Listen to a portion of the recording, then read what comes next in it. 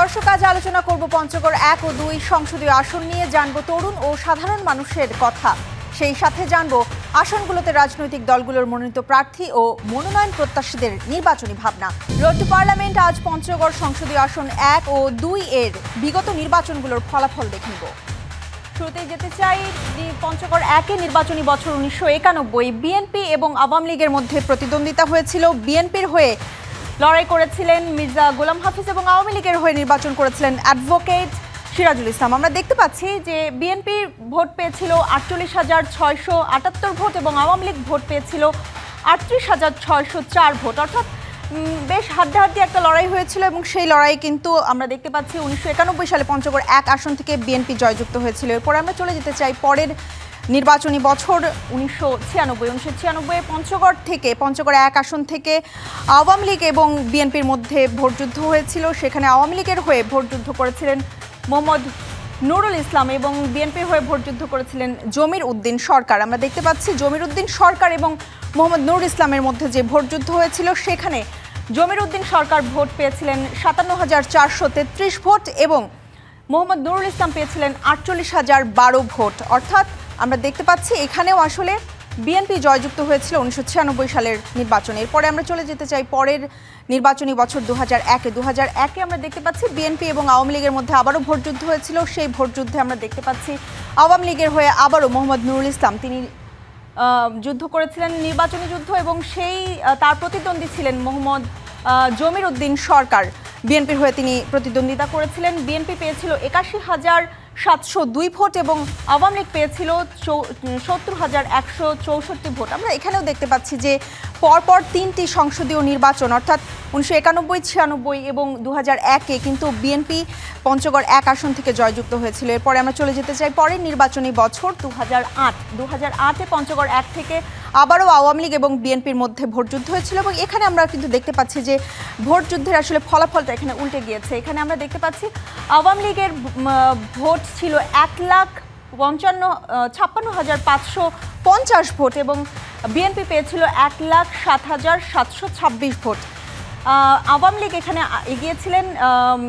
2008-এর যে নির্বাচনী বছর মাজহারুল হক প্রধান আওয়ামী লীগের হয়ে নির্বাচন করেছিলেন এবং জমির উদ্দিন সরকার তিনি বিএনপির হয়ে নির্বাচন করেছিলেন। এরপরে আমরা চলে যেতে চাই পরের নির্বাচনী বছর 1991 পঞ্চগড় 2 আসন থেকে লড়াই করেছিলেন কমিউনিস্ট পার্টি এবং জাতীয় পার্টির হয়ে। কমিউনিস্ট পার্টির হয়ে লড়াই করেছিলেন মোজাহার হোসেন এবং জাতীয় পার্টির হয়ে নির্বাচন করেছেন কাজিম উদ্দিন প্রধান। আমরা এখানেও দেখতে পাচ্ছি যে কমিউনিস্ট পার্টি আসলে ভোটযুদ্ধে বেশ এগিয়েছিল। এরপরে আমরা চলে যেতে চাই পরের নির্বাচনী বছর। এখানে দেখতে পাচ্ছি পঞ্চগড় 2 আসন থেকে আসলে বিএনপি এবং আওয়ামী লীগের মধ্যে যে ভোটযুদ্ধ হয়েছিল সেখানেও আসলে বিএনপি এগিয়ে বেশ হাড্ডাহাড্ডি একটা লড়াই হয়েছিল। বিএনপির হয়ে প্রতিদ্বন্দ্বিতা করেছিলেন মোজাহার হোসেন এবং আওয়ামী লীগের হয়ে প্রতিদ্বন্দ্বিতা করেছিলেন সিরাজুল ইসলাম। আমরা এখানে দেখতে পাচ্ছি যে বিএনপি কিন্তু ভোটযুদ্ধে এগিয়েছিল। এরপর আমরা 2001-এর নির্বাচনী বছরে চলে যেতে চাই। পঞ্চগড় 2 থেকে আবারও বিএনপি এবং আওয়ামী লীগের মধ্যে ভোটযুদ্ধ হয়েছিল। সেখানে আমরা দেখতে পাচ্ছি বিএনপি এগিয়ে, জমির উদ্দিন সরকার বিএনপির হয়ে নির্বাচন করেছিলেন এবং মোহাম্মদ নুরুল ইসলাম তিনি আওয়ামী লীগের হয়ে ভোটযুদ্ধ করেছিলেন এবং আমরা দেখতে পাচ্ছি বিএনপি ভোট পেয়েছিল 81,702 ভোট এবং আওয়ামী লীগ পেয়েছিল 70,164 ভোট। এখানেও বিএনপি এগিয়েছিল। এরপরে আমরা চলে যেতে চাই পরের নির্বাচনী বছর 2008-এ পঞ্চগড় 2 আসন থেকে ভোটযুদ্ধ হয়েছিল আওয়ামী লীগ এবং বিএনপির মধ্যে। আওয়ামী লীগের হয়ে লড়াই করেছিলেন মোহাম্মদ নুরুল ইসলাম এবং বিএনপির হয়ে লড়াই করেছিলেন মোজাহার হোসেন। আমরা দেখতে পাচ্ছি আওয়ামী লীগ ভোট পেয়েছিল 1,42,488 ভোট এবং বিএনপি পেয়েছিল 91,700 ভোট এবং এই ভোটযুদ্ধে আসলে আওয়ামী লীগ অনেকটা এগিয়েছিল এবং আওয়ামী লীগে আসলে জয়যুক্ত হয়েছিল।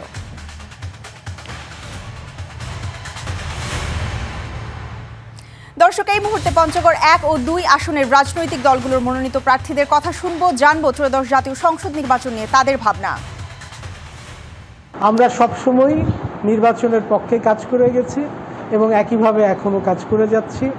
আস্থা আমাদের প্রতি মানুষের আসে বলেই আমাদের বিশ্বাসযোগ্যতা অর্জনের যে মাপকাঠি, যে আমরা যেটা বলেছি সেটা আমরা করতে পেরেছি কিনা। এর পূর্বের নির্বাচনের বিএনপির যে ইশতেহারগুলো ছিল সেগুলোর দিকে যদি আপনারা দেখেন এবং বিএনপির কর্মকাণ্ড যদি আপনারা মিলিয়ে দেখেন, আপনারা অবশ্যই দেখবেন যে বিএনপি তার কথা এবং কাজের সঙ্গে সবসময় সামঞ্জস্য ছিল এবং আমি বিশ্বাস করি ভবিষ্যতেও থাকবে। আমরা চাঁদাবাজি করি না এবং জনগণ আমাদেরকে দায়িত্ব দিলে আরেকটি অপশন বেড়ে যাবে, সেটা হচ্ছে আমরা কাউকে চাঁদাবাজি করতে দেব না, আমরা সন্ত্রাসী করি না এবং জনগণ আমাদেরকে দায়িত্ব দিলে জনগণের নিরাপত্তার সাথে আমরা কাউকে সেই সন্ত্রাসী কর্মকাণ্ড আমরা এটা পরিচালনা করতে আমরা এটা দেব না। জনগণকে সাথে রেখে জনগণের দাবি আদায়ের জন্য আমরা মাঠে ময়দানে কাজ করব। আমরা পঞ্চগড়ের প্রত্যেকটা ইউনিয়নে যাচ্ছি, প্রত্যেকটা বাজারে যাচ্ছি। আমরা আমাদের ইউনিয়ন পর্যন্ত কমিটি করছি এবং তাদের মাধ্যমে আমরা মানুষের কথাগুলো জানার চেষ্টা করছি। যখন প্রত্যেকটা বাজারে ইউনিয়নে গিয়ে আমরা প্রোগ্রাম করি, মানুষ তাদের কষ্টের কথাগুলো বলে, সেগুলো আমরা লিপিবদ্ধ করি এবং সেগুলো কিভাবে বাস্তবায়ন করা যায় আমরা আমাদের জায়গা থেকে সেটা করার চেষ্টা করছি এবং মানুষকে সচেতন করে তোলার চেষ্টা করছি। আমরা মনে করি একটা জনপদের পরিবর্তনের জন্য প্রত্যেকটা মানুষের চিন্তা ভাবনা মানসিকতার পরিবর্তন হওয়া জরুরি। ভালো একটা কর্মসংস্থানের জন্য পঞ্চগড়ে একটি সুগার মিল ছিল, এই সুগার মিলটি এখনও আছে, কিন্তু সুগার মিলটি কার্যক্রম বন্ধ থাকার কারণে অসংখ্য বেকারত্ব বেড়ে গেছে। এজন্য আমরা যদি দায়িত্ব পাই তাহলে 1 নম্বরে পঞ্চগড় সুগার মিলকে আমরা পুনরায় চালু করার চেষ্টা করব এবং করব ইনশাআল্লাহ। সেই সাথে প্রাইভেট যেই প্রতিষ্ঠানগুলো শিল্প কারখানাগুলো আছে এগুলোর পাশাপাশি আমরা চেষ্টা করব রাষ্ট্রীয়ভাবে সরকারিভাবে পঞ্চগড়ে আরও কোনো শিল্প কারখানা করা যায় কিনা। আগামীতে পঞ্চগড়ে আমরা যে মূল সমস্যাগুলো দেখতে পারি সেগুলোকে আমরা সমাধান করতে চাই। এখানে সবচেয়ে বড় সমস্যাটা হচ্ছে চিকিৎসার কোনো ব্যবস্থা নেই, এখানে একটি ভালো হাসপাতাল নাই। আমরা পঞ্চগড়ে যে 250 শয্যা বিশিষ্ট হাসপাতাল কোনোভাবে চলছে, কোনো রকমে চলছে, সেটাকে 500 শয্যায় রূপান্তর করতে চাই এবং মেডিকেল কলেজ করতে চাই। একই সাথে সাথে ভারী শিল্প নিয়ে আসতে চাই যাতে কর্মসংস্থানের ব্যবধান মানে সমস্যার সমাধানগুলো হয়। স্বাগত আরেকবার মধুমতি ব্যাংক রোড টু পার্লামেন্টে। এই পর্যায়ে আমাদের সাথে অনলাইনে যুক্ত আছেন জাতীয় নাগরিক পার্টির উত্তরাঞ্চলের মুখ্য সংগঠক সার্জিস আলম এবং আমাদের সাথে আরও যুক্ত আছেন পঞ্চগড় জেলা জামাতে ইসলামের আমির মাওলানা ইকবাল হোসেন। আপনাদের দুজনকে আবারও স্বাগত জানাচ্ছি আমাদের আজকের মধুমতি ব্যাংক রোড টু পার্লামেন্টে। মাওলানা ইকবাল হোসেন, আপনার কাছে আসতে চাই, পঞ্চগড় সংসদীয় আসনগুলো থেকে আসলে সাধারণেরা কেন জামাতে ইসলামীকে মনে করছেন আপনারা যে তারা জামাতে ইসলামীকে ভোট যুদ্ধে এগিয়ে রাখবে? কারণ আমরা যদি বিগত নির্বাচনগুলো দেখতে পাই, বিগত নির্বাচনগুলোতে কিন্তু সাধারণ জনগণ ভোট যুদ্ধে হয় বিএনপিকে না হয় আওয়ামী লীগকে এগিয়ে রেখেছিল। এবার কেন আপনারা মনে করছেন যে জামাতে ইসলামী এগিয়ে থাকবে? আসসালামু আলাইকুম রাহমাতুল্লাহ। ডিবিসি টেলিভিশনে রোড টু পার্লামেন্টে সবাইকে স্বাগতম জানাই। আমরা জুলাই বিপ্লবের পর থেকে সারা দেশে আমাদের কার্যক্রম আমরা সুন্দরভাবে ওপেন ভাবে আমরা পরিচালনা করতে পারছি। ব্যবস্থা আমাদের আপনারা দেখেছেন জামাত ইসলামী শান্তির পক্ষে, নিরাপত্তার পক্ষে, জনগণের সাথে তারা কাজ করে যাচ্ছে। জনগণের কল্যাণে, জনগণের যে কোনো সুবিধা অসুবিধার দিকে আমরা লক্ষ্য রাখছি এবং জনগণের অনুভূতির সাথে আমরা মিলে তাদের চাহিদা আমরা পূরণ করছি। সেই জন্য আমরা চাঁদাবাজি এবং নিরাপত্তাহীনতা এগুলোর হাত থেকে জনগণকে আমরা ভালো রাখার জন্য চেষ্টা করেছি। আমাদের কোনো নেতিবাচক কোনো ভূমিকা মাঠে ময়দানে নেই। সেজন্য জনগণ এবার আমাদেরকে গ্রহণ করবে সবচেয়ে বেশি, সেটা আমরা প্রত্যাশা করি। জনগণ আমাদের প্রতি আগ্রহ দেখাচ্ছে মাঠে ময়দানে এবং তারা আমাদেরকে আগামীতে ক্ষমতার মসনদে তারা দেখতে চায়। একটি সুন্দর, একটি নিরাপদ, একটি বসবাস উপযোগী, একটি মানবিক বাংলাদেশ গড়তে হলে আমাদের যে ভূমিকা, সেই ভূমিকা জনগণের কাছে ইতিমধ্যেই গ্রহণযোগ্যতা লাভ করেছে। সেই জন্য মাঠে ময়দানে আমাদের অবস্থা যে কারো চেয়ে অনেক বেশি ভালো অবস্থানে আমরা রয়েছি। জি, আপনাকে ধন্যবাদ। আমি আসতে চাই সার্জিস আলম আপনার কাছে। আপনার কাছে কি মনে হয় যে 24-এর নেতৃত্ব দেয়া, 24-এর গণঅভ্যুত্থানের নেতৃত্ব যে তরুণরা দিয়েছে, সেই তরুণদের থেকেই তৈরি হওয়া একটি দল জাতীয় নাগরিক পার্টি, সেই জাতীয় নাগরিক পার্টি কেন আসলে পঞ্চগড় সংসদীয় 1 আসন থেকে আপনাকে জয়যুক্ত করবে? কি মনে করছেন আপনি যে, আর আপনারা কিভাবে আসলে জনগণের দোরগোড়ায় গিয়ে ভোট চাচ্ছেন? আপনাকে অসংখ্য ধন্যবাদ এবং ডিবিসির মাধ্যমে আমার প্রিয় পঞ্চগড় জেলার যারা শুনছেন তাদেরকে অসংখ্য ধন্যবাদ। আমরা প্রথমে এই অভ্যুত্থানের পরে যখন প্রায় 6 মাস পরে আমাদের জাতীয় নাগরিক পার্টি এনসিপি গঠন করি, এরপর থেকেই আমরা পঞ্চগড় জেলার প্রত্যেকটি উপজেলা এবং ইউনিয়নে যাওয়ার চেষ্টা করেছি এবং কোথায় মানুষের কি সমস্যা, মাঠে ঘাটে হাটে বাজারে গিয়ে আমরা সেগুলো শোনার চেষ্টা করেছি এবং নোট ডাউন করি। পরবর্তীতে আমরা একটা প্রায়োরিটি সেট করি যে কোন বিষয়গুলোতে মানুষের ভোগান্তি সবচেয়ে বেশি হচ্ছে এবং কোন জিনিসগুলো অতীব প্রয়োজনীয়, কারণ রাষ্ট্রের এই সামর্থ্য নেই যে একটা নির্দিষ্ট জেলার বা জনপদের যা যা প্রয়োজন তাই দিয়ে দিতে পারবে এই মুহূর্তে অন্তত পক্ষে। তো সেই জায়গা থেকে আমরা মানুষের প্রয়োজনীয় গুরুত্বপূর্ণ যে চাওয়া পাওয়া গুলো সেগুলো আমরা পঞ্চগড়ের জন্য বাস্তবায়নের জন্য বা নিয়ে আসার জন্য উন্নয়ন কার্যক্রমগুলো করার জন্য সর্বোচ্চ চেষ্টা করেছি। আমরা এতদিন ধরেই আপনি যে বিগত বছরগুলোতে দুইটি রাজনৈতিক দলের তথ্যচিত্র দেখালেন, আমরা মনে করি যে একটি রাজনৈতিক দল তো 24-এর অভ্যুত্থানের মধ্য দিয়ে বাংলাদেশের রাজনীতিতে অপ্রাসঙ্গিক, আরেকটি যে রাজনৈতিক দল সেই রাজনৈতিক দলের অনেক ভালো নেতাকর্মী থাকলেও কিছু কিছু নেতাকর্মীর এমন কিছু কার্যক্রম রয়েছে যা মানুষ তাদের জায়গা থেকে এগুলো নির্যাতনের পর্যায়ে দেখে, জুলুমের পর্যায়ে দেখে এবং তাদের ভিতরকার যে অন্তর্ক্রন্দল আমরা মনে করি এই সামগ্রিক বিষয়গুলোর জন্য এবং বিগত সময়ে তাদের জনগণের সাথে সংশ্লিষ্টতা এবং একটা যে দূরত্ব এই জায়গা থেকে ধীরে ধীরে তারা তাদের যে প্রাসঙ্গিকতা সেটা কমে আসছে। সো এই জায়গা থেকে বরং আমরা মনে করি যে আমরা এনসিপি একই সাথে জামায়াতে ইসলামের সম্মানিত আমির যে কথাটি বললেন, আমরা আমাদের জায়গা থেকে এই কথাটি পঞ্চগড়ের মানুষের সামনে আমরা গর্ব করেই বলতে পারবো যে আমরা পঞ্চগড়ের কোথাও কোনো জায়গায় মানুষের কাছে হোক, প্রতিষ্ঠানের কাছে হোক, কখনো চাঁদাবাজি, দখলদারিত্ব, সিন্ডিকেট, ক্ষমতার অপব্যবহার এই ধরনের কোনো অপকর্মের সাথে সম্পৃক্ত তো হইনি, বরং মানুষকে সচেতন করে তুলতে আমরা এই সকল অপকর্মের বিরুদ্ধে পঞ্চগড়ে কয়েক হাজার মানুষ মিলে আমরা একটা লং মার্চ করেছি। আপনার কাছে একটু জানতে চাই যে আসলে আমরা বেশ কিছুদিন আগেই গণমাধ্যমগুলোতে আমরা দেখতে পেরেছি যে একটা এরকম গুঞ্জন শোনা যাচ্ছিল যে এনসিপি হয় বিএনপির সাথে জোট করবে, না হয় জামাত ইসলামের সাথে জোট করবে এবং গতকালকে নাসিরউদ্দিন পাটোয়ারি বলেছেন যে তারা একটি নতুন রাজনৈতিক জোট নিয়ে আসতে যাচ্ছেন। আপনার কাছে জানতে চাই যে আসলে এনসিপি জোট করে নির্বাচনে অংশগ্রহণ করবে নাকি একক হিসেবে অংশগ্রহণ করবে?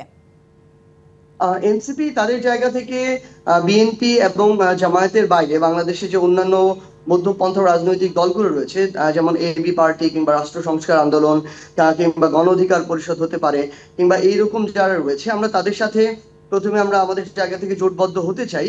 কারণ আমরা আমাদের জায়গা থেকে মনে করি যে বাংলাদেশের মানুষের যে চাওয়া পাওয়া কিংবা আশা আকাঙ্ক্ষাগুলো ওই জায়গাগুলোতে বর্তমানের যে অন্যতম দুইটি বড় রাজনৈতিক দল বিএনপির কথা বলি কিংবা জামায়াতের কথা বলি, বিভিন্ন পার্সপেক্টিভ থেকে তারা মানুষের ওই প্রত্যাশাটা পূরণ করতে পারছেন না।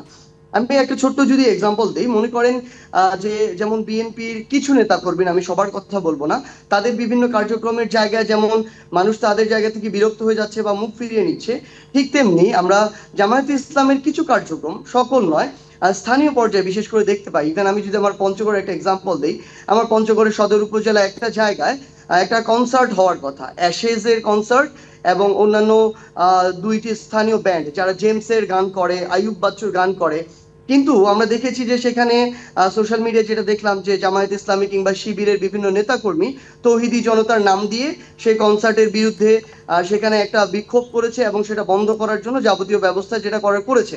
কিন্তু স্থানীয়ভাবে সকল মানুষ তো আসলে তাদের জায়গা থেকে খুব স্বাভাবিকভাবেই একটা ইসলামিস্ট দলের রাজনীতির আদর্শের সাথে তারা সম্মতি প্রকাশ করবে না, এমন অনেকে রয়েছে সনাতন ধর্মাবলম্বী, অন্যান্য ধর্মাবলম্বী।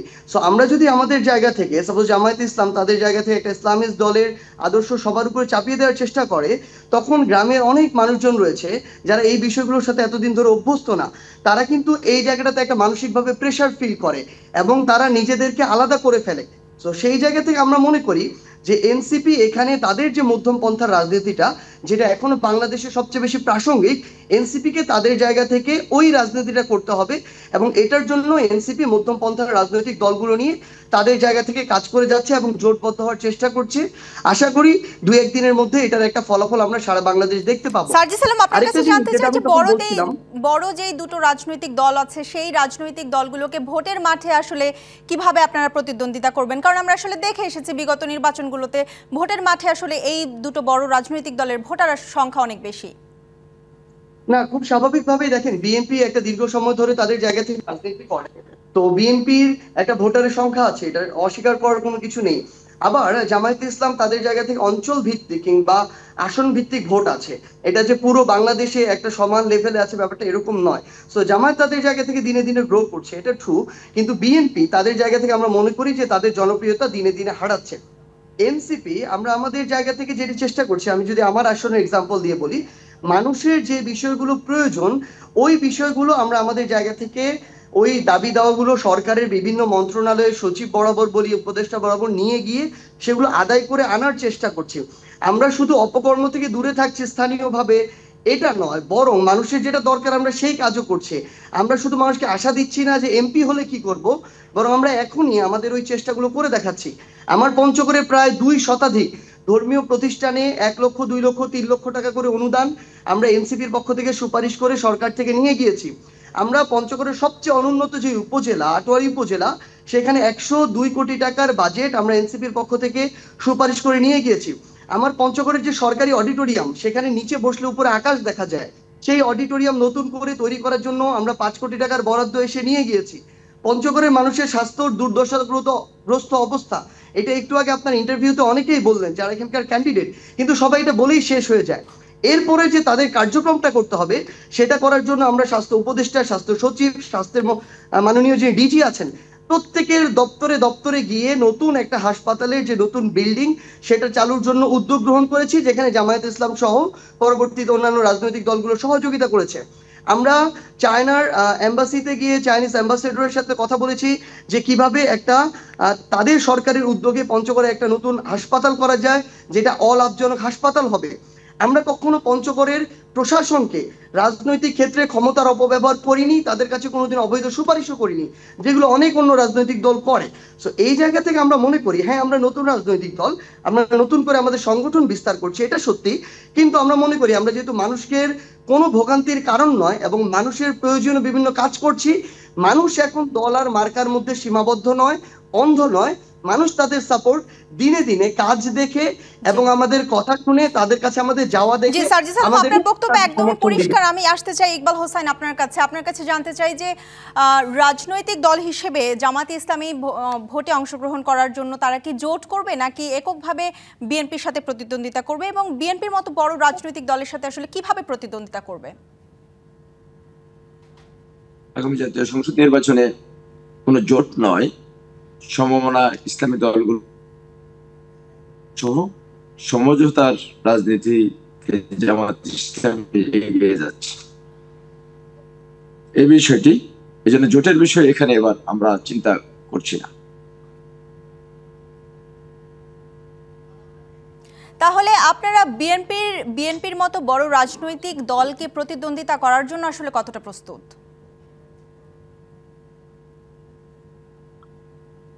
বিএনপির আর মোকাবেলা করার জন্য আমরা যে প্রস্তুত, আমরা যতটুকু প্রস্তুত নই, যতটুকু মাঠ হয়তো তৈরি করতে পারি নাই, বিএনপির কার্যক্রম তারা আমাদেরকে আরো মাঠ পরিষ্কার করে দিচ্ছে। 15 তারিখ জুলাই বিপ্লবের পর থেকে যে নেতিবাচক কার্যক্রমগুলো হয়েছে, যত ধরনের নেতিবাচক কার্যক্রম হয়েছে, জনগণের যে ভোগান্তি সৃষ্টি হয়েছে, সেই সব ভোগান্তি জন দুর্ভোগের কারণ হয়ে দাঁড়িয়েছে। বিশেষ করে আমার পাথরের এলাকা, বালির এলাকা, এগুলোতে চাঁদাবাজির যে নেতিবাচক আপনার কাছে জানতে চাই, মানে জুলাইয়ের যে ফসল, আসলে এই ফসলের পিছনে তো আসলে সব রাজনৈতিক দলগুলো এবং সাধারণ মানুষের অবদান রয়েছে। সেক্ষেত্রে কেন আসলে মনে হচ্ছে যে জুলাইয়ের জন্য আসলে আপনাদেরকে বা এনসিপিকে জনগণ ভোট দিবে? জুলাই বিপ্লবে অন্যদের অংশগ্রহণ ছিল, আমাদের উল্লেখযোগ্য পরিমাণে অংশগ্রহণ ছিল, এবং জুলাই বিপ্লব পরবর্তী বিপ্লবী যারা শাহাদাত বরণ করেছে, যারা ক্ষতিগ্রস্ত হয়েছে, বাংলাদেশ জামায়াত ইসলামী শহীদ পরিবারগুলোর খোঁজ খবর নিয়েছে। আমার পঞ্চগড়ে শহীদ পরিবারগুলোর প্রতি শহীদ পরিবারে আমরা 2 লক্ষ কোটি টাকা নগদ টাকা সহযোগিতা করেছি। যারা আহত হয়েছে তাদের চিকিৎসার ব্যবস্থা আমরা করেছি। তাদের পারিবারিক অন্যান্য যে অভাব অনটন আছে সেগুলোর ক্ষেত্রেও আমরা তাদের পাশে দাঁড়িয়েছি। এবং জুলাই বিপ্লব যে উদ্দেশ্যে সাধিত হয়েছিল একটি বৈষম্যমুক্ত রাষ্ট্র করার জন্য, বৈষম্যমুক্ত রাষ্ট্র করার জন্য, ন্যায় ইনসাফ ভিত্তিক রাষ্ট্র করার জন্য সেই পথে, সেই চিন্তাকে লালন করে আমরা সামনে এগিয়ে যাচ্ছি, যার জনগণ আমাদের আশ্বাস এবং আমাদের যে আশার বাণীর কথা, এটা জনগণ আস্থার সাথেই নিচ্ছে। সেজন্য জনগণ আমাদেরকে, বিএনপি বড় দল হলেও তাদের কথায় মানুষ এবার কম কান দিচ্ছে। ইতিমধ্যে আপনারা দেখেছেন ঢাকা বিশ্ববিদ্যালয় সহ, জাকসু সহ, চট্টগ্রাম বিশ্ববিদ্যালয়, রাজশাহী বিশ্ববিদ্যালয় সহ সকল বিশ্ববিদ্যালয় নির্বাচনে যে একটি তাদের নেতিবাচক কর্মকাণ্ডের প্রতিক্রিয়া ছাত্র সমাজ দেখিয়েছে, আজকে সাধারণ জনগণ। ইকবাল হোসেন, আপনার বক্তব্য একেবারে পরিষ্কার। আমরা সার্জিস আলম আপনার কাছে আসতে চাই, আপনার কাছে শেষ প্রশ্ন রাখতে চাই যে ত্রয়োদশ জাতীয় সংসদ নির্বাচনে যেই নির্বাচিত হোক না কেন, জুলাই সনদ বাস্তবায়নে আসলে আপনারা কিভাবে ভূমিকা রাখবেন? জুলাই সনদ বাস্তবায়নে এখন পর্যন্ত সবচেয়ে স্ট্রং ভূমিকা ছিল জাতীয় নাগরিক পার্টি এনসিপি। জুলাই সনদের বাস্তবায়নের কোনো ক্লিয়ার রোড ম্যাপ না পাওয়ার পর অন্যান্য সকল রাজনৈতিক দল তাদের জায়গা থেকে গিয়ে জুলাই সনদে স্বাক্ষর করে এসেছিল শুধুমাত্র নির্বাচনকে সামনে রেখে এবং দ্রুত ক্ষমতায় যাওয়ার জন্য। এনসিপি যখন দেখলো যে এটার কোনো সামনের একটা সুস্পষ্ট কোনো ভবিষ্যৎ নেই এই সনদ বাস্তবায়নের জন্য, তখন এনসিপি এককভাবে দাঁড়িয়ে সেই জুলাই সনদে স্বাক্ষর করা থেকে বিরত ছিল। আমরা মনে করি আগামীতেও আমাদের এই লড়াইটা হবে সংস্কারের পক্ষে এবং আগামীতে জুলাই সনদ বাস্তবায়নের পক্ষে, গণভোটের পক্ষে। এটার জন্য বাংলাদেশের যে কোনো রাজনৈতিক দল যে কোনো পরিস্থিতি মোকাবেলা করতে হলে এনসিপি তাদের জায়গা থেকে রাজপথে হোক, রাজনৈতিকভাবে হোক, তারা এটা মোকাবেলা করবে। এবং এই জুলাই অভ্যুত্থানের যে আকাঙ্ক্ষা, এই যে সংস্কার, এই যে জুলাই সনদ, এটা বাস্তবায়নের জন্য এটাকে সামনে রেখে তারা আগামীর সকল ধরনের যে পরিকল্পনা এবং ইশতেহার সেটাকে সাজাবে। জি, সার্জিস আলম এবং ইকবাল হোসেন, আপনাদের দুজনকে অসংখ্য ধন্যবাদ মধুমতি ব্যাংক রোড টু পার্লামেন্টে সময় দেওয়ার জন্য। স্বাগত। আবারও দেখছেন Madhumati bank road to parliament. এই পর্যায়ে আমাদের সাথে অনলাইনে যুক্ত হয়েছেন বিএনপির জাতীয় নির্বাহী কমিটির পল্লী উন্নয়ন বিষয়ক সম্পাদক ফরহাদ হোসেন আজাদ। জনাব ফরহাদ, আপনাকে স্বাগত জানাচ্ছি মধুমতি ব্যাংক রোড টু পার্লামেন্টে। আপনার কাছে শুরুতেই জানতে চাই যে ত্রয়োদশ জাতীয় সংসদ নির্বাচন ঘিরে পঞ্চগড় আসন থেকে প্রচারণা কেমন হচ্ছে এবং গণসংযোগ কেমন করছেন? ধন্যবাদ। আপনার ডিবিসি এবং ডিবিসি সকল কলাকুশলী, এর পাশাপাশি আমার পঞ্চগড় জেলায় আমার নির্বাচনী আসন পঞ্চগড় 2 তথা দেবীগঞ্জ বদা সর্বস্তরের ভোটার এবং জনসাধারণকে আসসালামু আলাইকুম এবং আদাব। আমাদের নির্বাচনের বিষয়ে আমাদের দলের ভারপ্রাপ্ত চেয়ারম্যান তারেক রহমানের নির্দেশনা পাওয়ার পরেই আমাদের দলের 31 দফাকে সামনে রেখে আমরা আমার নির্বাচনী এলাকায় আমাদের হাজার হাজার নেতাকর্মী মাঠ পর্যায়ে, তৃণমূল পর্যায়ে আমরা মানুষের দুয়ারে দুয়ারে যাচ্ছি এবং সেইখানে 31 দফা আলোকে আগামী দিনে আমাদের দল জনগণের ম্যান্ডেট নিয়ে ক্ষমতা আসলে সেখানে সেগুলো বাস্তবায়ন করব। এবং বিশেষ করে আমাদের নারীদের ফ্যামিলি কার্ড, কৃষক কার্ড এবং স্বাস্থ্য কার্ড, হেলথ কার্ড, এই বিষয়গুলো এবং আমাদের দলের 31 দফার মধ্যে আছেন যে আমরা প্রথম 1.5 বছরে আমরা 1 কোটি বেকার যুবক যুবতীর চাকরি বা কর্মসংস্থানের ব্যবস্থা করব।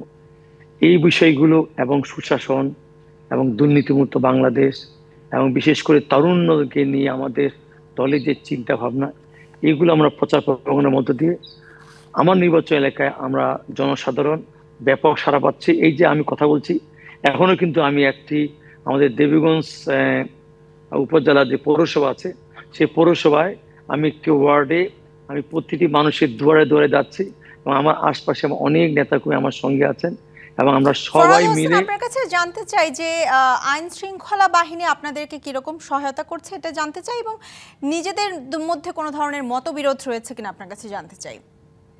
হ্যাঁ, ধন্যবাদ। আমাদের এখানে আইন শৃঙ্খলা পরিস্থিতি, আমাদের এই এলাকাগুলো অনেকটা শান্তিপূর্ণ এলাকা, সেক্ষেত্রে আইন শৃঙ্খলা এখন পর্যন্ত কোনো আমাদের সমস্যার চোখে পড়ে নাই। পাশাপাশি আইন শৃঙ্খলায় যারা দায়িত্বে আছেন তারা আমাদেরকে যেটুকু আমাদের প্রয়োজন সেটুকু আমরা বলি, তারা সেদিক থেকে আমরা পুরোপুরি সন্তুষ্ট না হলেও আমরা হতাশ না। তো প্রশাসনিক দিক থেকে আমরা কিন্তু অনেকটা হতাশ। সেখানে ইউনো সাহেবরা সেইভাবে আমাদেরকে, আমাদের দলীয় নেতাকর্মীকে যেটুকু আমাদের বিশেষ করে একটা অগ্রাধিকার দেওয়া উচিত আজ বড় দল হিসাবে, সেটা তো পাই না। আর উপরন্তু আমরা তাদের কাছ থেকে বিভিন্ন ডিপ্রাইভ হয়ে থাকি বিভিন্ন ক্ষেত্রে। বিভিন্ন আমাদের বিশেষ করে আমাদের আমাদের উপজেলা পর্যায়ে যখন বিভিন্ন সভাগুলো হয় সেক্ষেত্রেও কিন্তু আমরা এখানে ডিপ্রাইভ হয়ে থাকি। কাজেই আর পাশাপাশি আপনি যে প্রশ্নটা করলেন, আমরা এইখানে আমরা দলীয়ভাবে আমাদের এইখানে কোনো সমস্যা নেই। আমাদের নেতাবৃন্দ নেতৃবৃন্দ আমাদের দল সবাই আমরা ঐক্যবদ্ধ, এবং ঐক্যবদ্ধ থেকেই আমরা সবাই একসাথে কাজ করছি। এখানে আমাদের কোনো দলের ভিতরে বিএনপি, যুবদল, ছাত্রদল, স্বেচ্ছাসেবক দল, কৃষক দল, মহিলা দল, শ্রমিক দল, যতগুলো সংগঠন আছে আমরা সবাই ঐক্যবদ্ধ।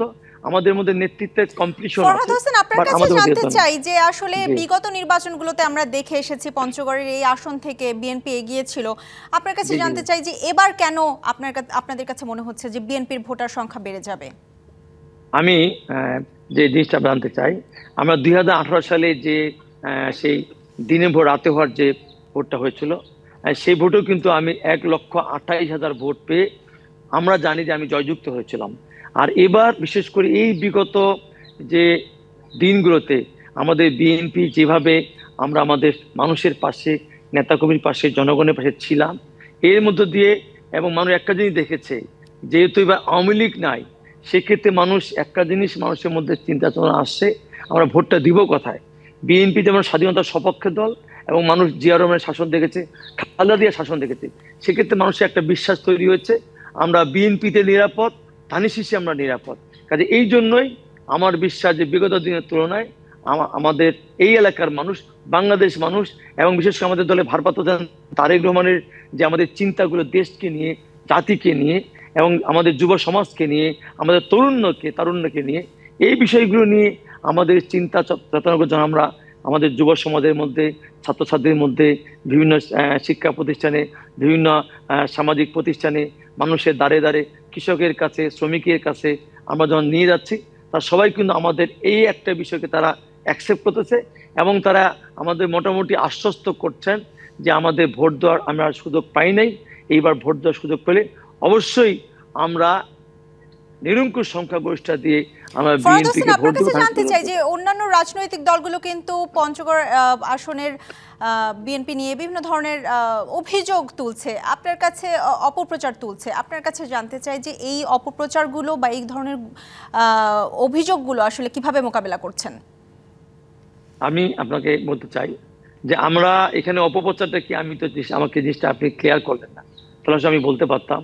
তবে এখানে আমরা দেখেছি একটি দল তারা ফেক আইডি তৈরি করে, আমরা ইতিমধ্যে জানতে পেরেছি তারা নাকি 1,30,000 ফেক আইডি তৈরি করেছেন, এবং তারা বট বাহিনী তৈরি করে এইসব অপপ্রচার তারা চালিয়ে যাচ্ছেন। তা আমার বিশ্বাস বিশেষ করে আমাদের যে এখানে হাজার হাজার নেতাকর্মী আছেন, এবং তারা সুসংহত এবং ঐক্যবদ্ধ, এবং বিগত দিনে হাসিনা ফ্যাসিস্ট আমলে তারা মামলা হামলা জেল জুলুম খাটার পরে তারা এত বেশি পাকাভুক্ত হয়েছেন। কাজে এইরকম বট বাহিনী বা এইরকম আমাদের দলের ভিতরে আমাদের দলকে যত অপপ্রচার করে, আমাদের নেতৃবৃন্দ সেটা তাদের সাহসিকতার সঙ্গে সামাজিক যোগাযোগের মাধ্যমে এবং তাদের সাংগঠনিক দক্ষতা দিয়ে সেগুলো আমরা প্রতিহত করছি। এবং আমাদের একটাই প্রত্যাশা, আমার আগামী যে নির্বাচনটা যেন অবাধ, সুষ্ঠু, নিরপেক্ষ হয়। ফরহাদ হোসেন, একদমই ছোট করে জানতে চাই যে আপনারা যদি আসলে ত্রয়োদশ জাতীয় সংসদ নির্বাচনে জয়লাভ করেন, সেক্ষেত্রে পঞ্চগড়বাসীর জন্য আপনারা কি ধরনের উন্নয়ন করবেন? আমাদের এই এলাকাটা, পঞ্চগড়টা অনেকটা অবহেলিত এলাকা। আমাদের এখানে মানুষের সবচেয়ে চিকিৎসার সমস্যাটা এত বেশি যেটা আপনি কল্পনা করতে পারবেন না। আমাদের পঞ্চগড় সদর হাসপাতাল বলেন, আমার দেবীগঞ্জ বলেন, আমার বদা বলেন, সমস্ত হাসপাতালগুলোতে যেখানে ডাক্তার দরকার 34 জন 40 জন, সেখানে ডাক্তার আছে 5 জন 7 জন। এমনকি হোল পঞ্চগড় জেলায় কোনো শিশু বিশেষজ্ঞ ডাক্তার নাই, আর হোল পঞ্চগড় জেলায় কোনো অর্থোপেডিক ডাক্তার নাই। এই যে এবং এই হোল পঞ্চগড় জেলায় যে মানুষের কার্ডিয়াক যে চিকিৎসা করবেন সেগুলো নাই। রুগী যখনই দেয় তখন রেফার করে রংপুরে পাঠানো হয় বা ঢাকায় পাঠানো হয়। ওই অ্যাম্বুলেন্স যেতে যেতেই অনেক রুগী সেখানে মারা যায়। এটা একটা আমাদের মেন সমস্যা, এবং আমাদের বেকার সমস্যা। আমাদের কলকারখানা নাই, শিল্প প্রতিষ্ঠান নাই, ছেলেমেয়েরা পড়ালেখা করে বা পড়ালেখা শেষ করে তারা বেকার। সেই ক্ষেত্রে এর পাশাপাশি আমাদের একটা জিনিস খেয়াল করছে, আমাদের এখানে বিভিন্নভাবে আমাদের নেশাগ্রস্ত বিষয়, মাদক আমাদের এই এলাকা যেহেতু সীমান্তবর্তী এলাকা, সেখানে প্রবেশ করানো হয়, যার মধ্য দিয়ে আমাদের যুব সমাজ কিন্তু এখানে অনেক ধ্বংস হয়ে যাচ্ছে। এবং এই পাশাপাশি আমরা এর পাশাপাশি আমাদের বেকার সমস্যা এবং আমাদের বিশেষ করে যে আমাদের রাস্তাঘাটগুলো আছে, আমার নির্বাচনী এলাকায় যে একটা রোড আছে দেবীগঞ্জ থেকে বোদা, এই একটা হাইওয়ে রোড, এতে ডিভাইডার নাই, প্রতিদিন এখানে আপনার বক্তব্য একদমই পরিষ্কার। আপনাকে অসংখ্য ধন্যবাদ আজ মধুমতি ব্যাংক রোড টু পার্লামেন্টে সময় দেওয়ার জন্য। থ্যাংক ইউ আপনাকে এবং আমাদের ডিবিসি সমস্ত কলা কৌশলীকে এবং আমার এলাকার সমস্ত জনগণকে, সমস্ত ভোটারকে ধন্যবাদ জানাচ্ছি। আসসালামু আলাইকুম এবং আদাব।